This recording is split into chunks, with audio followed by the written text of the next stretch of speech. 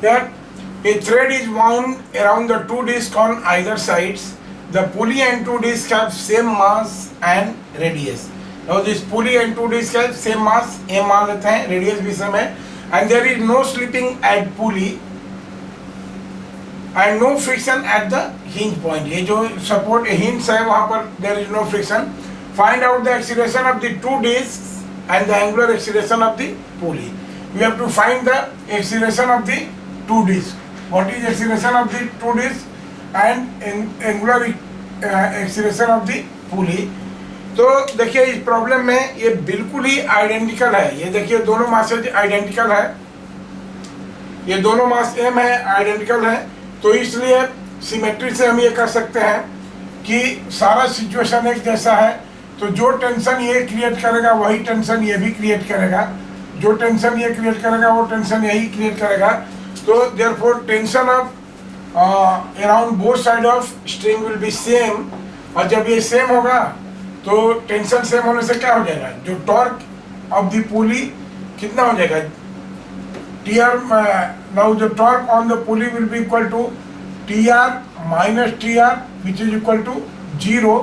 And therefore angular acceleration alpha क्या हो जाएगा, alpha is equal to tau by I moment of inertia of the pulley. So this will be equal to 0, क्योंकि identical situation है. और इस situation को हम we can consider this situation as good as कि ये एकदम सपोर्टेड है, क्योंकि जो ये है वही ये है. इस तरह का इसको एक आइडेंटिकल एक सिंगल केस की तरह हम लोग मान सकते हैं एक एक साइड को, क्योंकि स्ट्रिंग में मूवमेंट है ही नहीं, राइट. और मान लीजिए कि इस स्ट्रिंग में टेंशन टी हो रहा है, तो ये टी हो गया और ये इसका mg डाउनवर्ड डायरेक्शन में हो गया, राइट. तो सबसे पहले हम लोग ये लिखेंगे, अगर ये अनबाउंड होगा और मान लीजिए कि इसका एक्सीलरेशन a है, लीनियर ट्रांसलेशनल एक्सीलरेशन इसका a है डाउनवर्ड डायरेक्शन में, तो क्या हो जाएगा equation, we have mg minus t is equal to ma, right. Now this is the translational equation, this is equation number 1.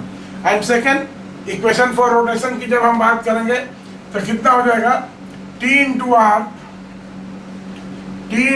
r this will be equal to how much, t into r will be equal to I alpha और I disk है, तो this is half mr square into alpha. Alpha को हम क्या लिख सकते हैं, देखिए alpha is equal to a by R, क्योंकि दिया हुआ है कि कहीं स्लिपिंग नहीं है. तो देखिए r से एक ये कट गया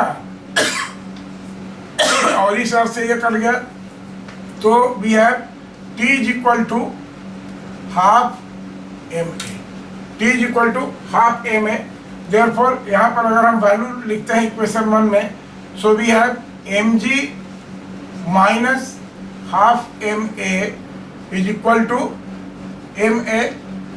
और देखिए यहाँ से mm कैंसिल हो गया सब, तो क्या हो जाएगा, we have g is equal to, ये देखिए a plus a by 2 that is 3 by 2a, and this implies that a is equal to कितना हो जाएगा 2 by 3d. This will be answer to this